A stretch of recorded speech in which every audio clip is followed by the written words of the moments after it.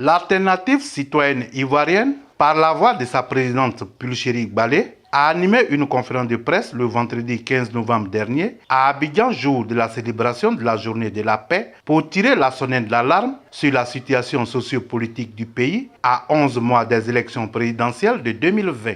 Au cours de cette conférence de presse, la présidente de ACI, pour parvenir à un climat social apaisé, a fait deux propositions majeures, à savoir un dialogue inclusif entre toutes les composantes de la société ivoirienne et appliquer les résolutions en matière de réconciliation de son récent voyage d'études au Rwanda et voir comment en tirer des leçons pour la Côte d'Ivoire.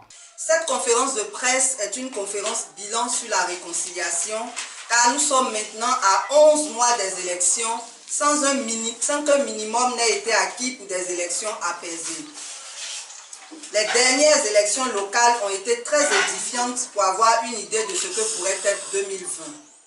Elle s'articulera donc autour de 4 points majeurs que sont nos activités pour la réconciliation et le bilan actuel, notre analyse du contexte, nos propositions pour la réconciliation et notre programme à court terme. Nos activités pour la réconciliation. La réconciliation étant l'épine dorsale de la lutte que nous menons depuis 2017, le FORCI a mené 10 activités principales suivantes. Des conférences de presse chaque fois que besoin était, des déclarations sur l'actualité, une campagne de sensibilisation du 25 novembre 2017 à Trècheville au 31 mars 2018 à Boaké. Une formation des populations aux valeurs démocratiques et citoyennes sur la même période que la campagne de sensibilisation. Une pétition pour une amnistie générale lancée le 25 janvier 2018. Un courrier au chef de l'État pour demander une amnistie générale. Un avant-projet de loi sur la réconciliation transmis à l'Assemblée nationale le 20 août 2018.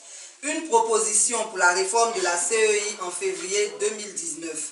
Des démarches diplomatiques et enfin la création de plusieurs plateformes.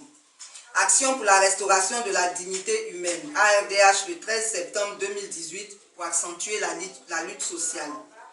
Alternative citoyenne ivoirienne le 5 mars 2019 pour tous les problèmes d'intérêt général dont les élections apaisées en 2020. Initiative de la société civile pour la réconciliation nationale ICIR pour une dernière tentative de contribuer à un minimum en matière de réconciliation avant les élections. Force est malheureusement de constater un manque de volonté politique criard. En effet, depuis que nous avons commencé à travailler sur la réconciliation, jamais aucune institution de la République ne nous a reçus, ne serait-ce que pour nous écouter. Et pendant qu'à travers ICIR, nous avions engagé des consultations auprès de tous les acteurs politiques et sociaux, en espérant, après ces consultations, proposer une stratégie consensuelle que nous aurions soumise en atelier à tous les acteurs, nous apprenons avec consternation et stupeur que le chef de l'État aurait demandé à la CPI de maintenir le président Laurent Gbagbo loin du pays.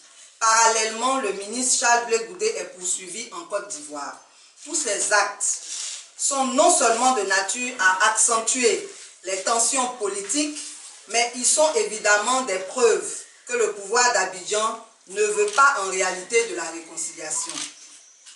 Nous sommes heureusement des contemporains de la crise ivoirienne et nous savons tous la liste de tous ceux qui mériteraient d'être poursuivis. Quel est donc ce zèle amer à moins d'1 an des élections? Que veut réellement le chef de l'État qui, selon notre constitution, est le garant de l'unité nationale?